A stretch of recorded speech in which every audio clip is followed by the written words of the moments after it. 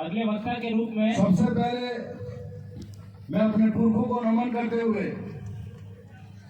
यहाँ पर उपस्थित अपने हक और स्वाभिमान की लड़ाई लड़ने वाले तमाम नौजवान युवा साथियों, माता बहनों और हमारे विधायक साथी, हमारे लाडले सांसद साहब, आप सबका इस लड़ाई में जोहर स्वागत है। आज ये एक आम सभा ही नहीं है, बल्कि एक हमारे स्वाभिमान और हक की लड़ाई है। और ये हक की लड़ाई और स्वाभिमान जिस प्रकार से अभी मेरे से पूर्व वक्ताओं ने कही थी कि हमारे पुरखों ने ये लड़ाई लड़के ली थी और उस वक्त हमारे पुरखों ने बलिदान दिया, शहादत दी और कहीं संघर्षों के बाद में हमें यह संघर्ष मिला, ये मेहनत मिली।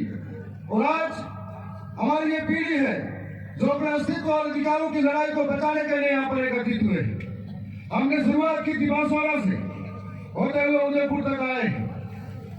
आज पिछले सत्र के अंदर जब राजस्थान की विधानसभा चली थी तब राजस्थान की सबसे बड़ी महापंचायत में मेरे और मेरे साथी विधायकों ने और हमारे सबके लाडले सांसद साहब ने दिल्ली के अंदर भी और राजस्थान की सबसे बड़ी महापंचायत के अंदर भी बेरोजगारों को लेकर बहुत बड़ी चिंता व्यक्त की थी।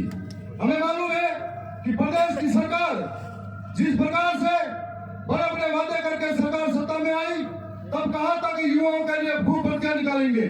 आज बेरोजगारी दिनों दिन बढ़ती जा रही है और 1.5 लाख भर्तियों की बात कही थी। 1.5 लाख भर्तियों की बात करने के बाद में आपने यह स्पष्टीकरण नहीं किया था कि कौन सी भर्तियां कितने पद अधिगत किए जाएंगे और अनुसूचित क्षेत्र के अंदर किस प्रकार से भर्तियां की जाएगी।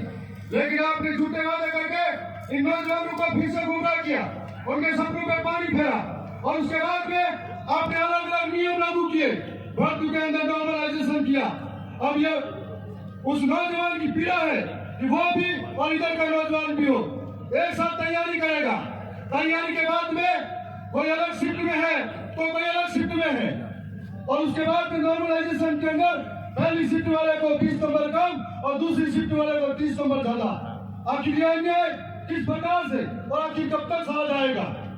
दूसरी ओर हम लोग अनुसूचित क्षेत्र के अंदर से आते हैं, हम आर्थिक रूप से कमजोर, हम लोग महंगी कोचिंगों में फीस भर के नहीं जा सकते और हमारा ज्यादातर हमारा परिवार कमजोर है। बड़ी मुश्किल से आगे आकर पढ़ाई करके आगे बढ़ते हैं।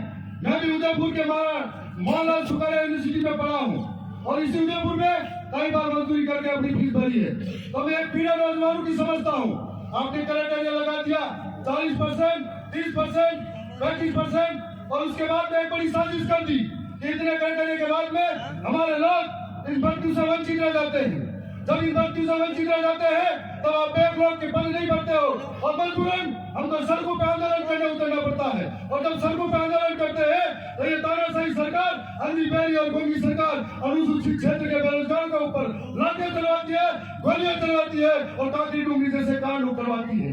इसलिए मैं कहना चाहता हूँ कि एक नौजवानों को हमको एकत्रित होकर लड़ना पड़ेगा, अधिकारों की रक्षा करनी पड़ेगी जिस प्रकार से हमारे भूखे लड़े हैं। आज बेरोजगारों की बहुत सारी पीड़ा है। हमने राजस्थान की विधानसभा के अंदर ये कहा था कि जिस प्रकार से पूरे राजस्थान के लिए आप भर्ती तो निकालते हो लेकिन टीएसपी के अंदर अनुसूचित क्षेत्र के अंदर हर बार धोखाधड़ी होती है।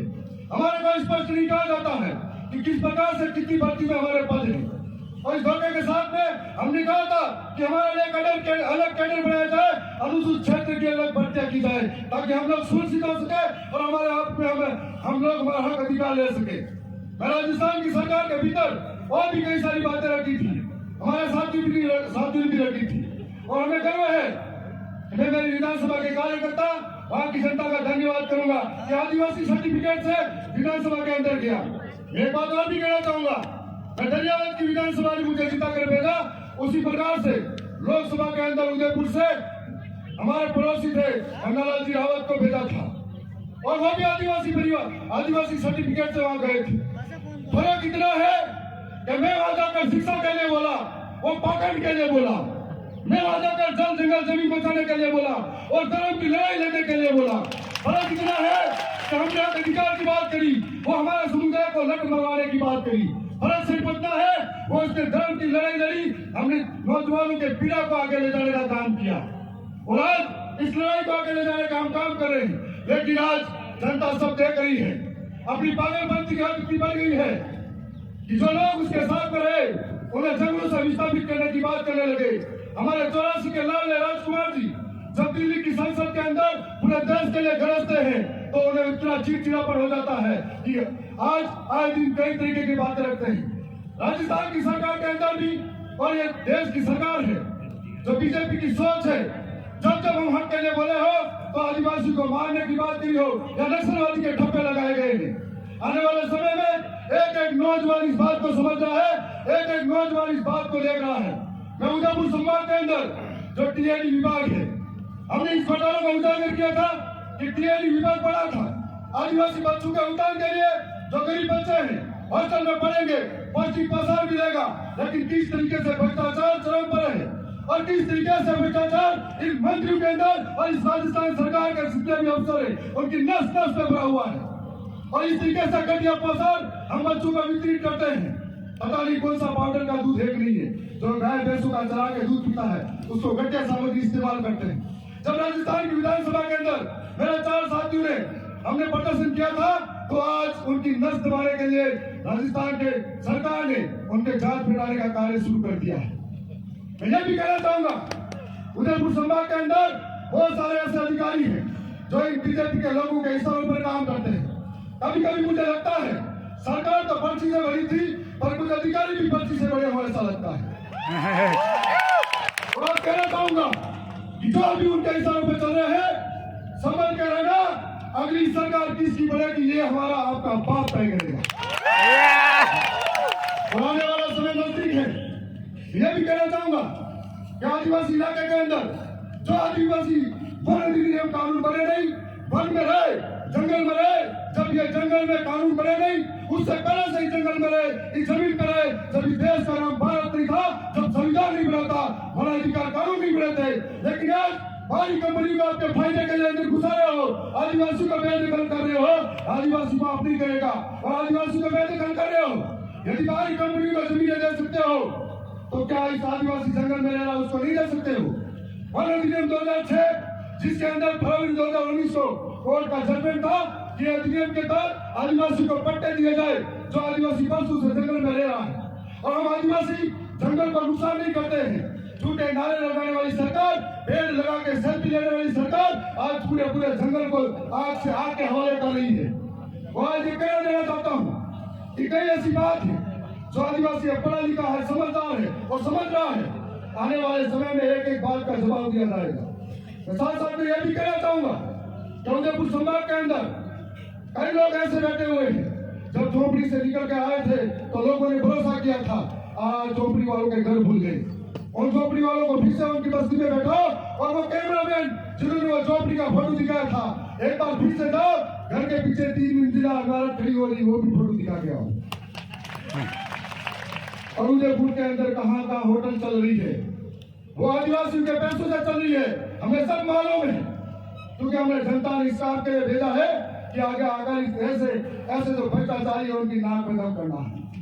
आने वाले समय में आप निश्चित तौर पर समझना, मैं भी बेरोजगार था, दर की ठोकरें खा के उदयपुर शहर में दर घुमा था।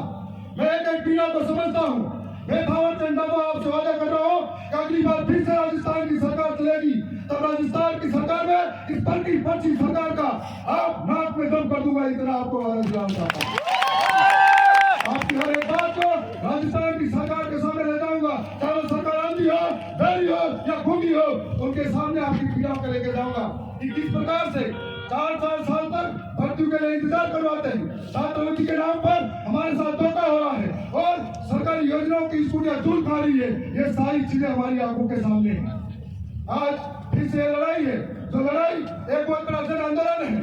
ये जन आंदोलन उदयपुर के अंदर हो रहा है, लेकिन आंधी बहरी की सरकार को देखना चाहिए, सुनना चाहिए इनकी पीड़ा को। यदि नहीं सुने रहते, नहीं सुना तो ये जो नौजवान है, ये युवा है, ये वायु की तरह है तो आपको पलट के रख देगा।